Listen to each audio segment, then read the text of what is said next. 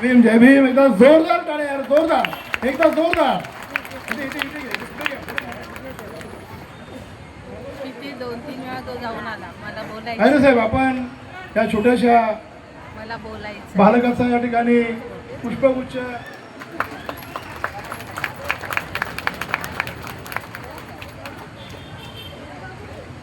अतिशय गोड आवाजात त्यांनी आपल्याला स्फूर्तिदायक त्या ठिकाणी संदेश दिलेला आहे.